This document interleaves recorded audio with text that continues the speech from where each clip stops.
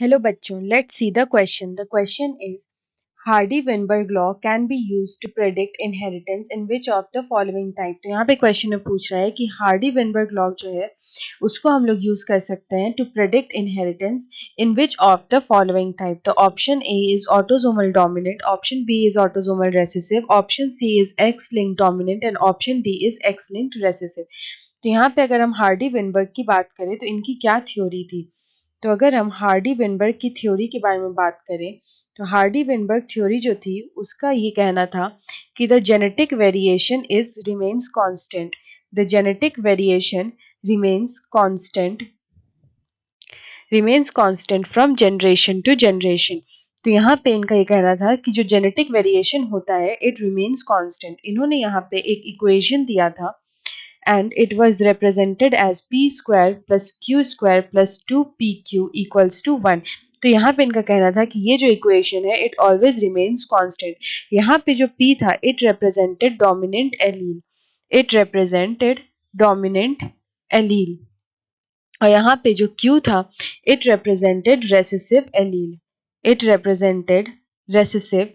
Allele और यहाँ पे जो 2pq था ये यहाँ पे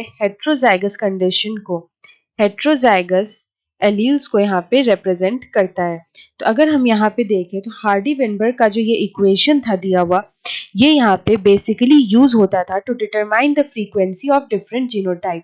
it was used to determine the frequency of different genotype. जो जीनोटाइप था उसकी फ्रीक्वेंसी को यहाँ पे डिटरमाइन किया जा सकता था।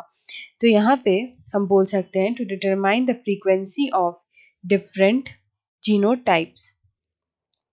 तो अब हम यहाँ पे देखते हैं कि यहाँ पे जेनेटिक्स में किस तरह से इसका यूज हुआ था। तो अगर हम जेनेटिक्स की बात करें तो it was mainly used for determining the frequency of heterozygosity. तो it was mainly used for determining the frequency of heterozygosity in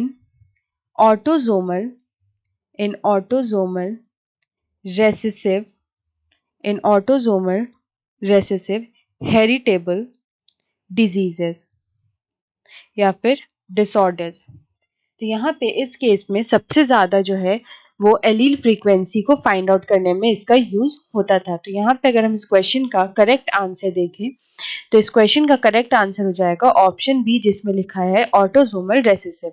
so option B will be the right answer. Best of luck.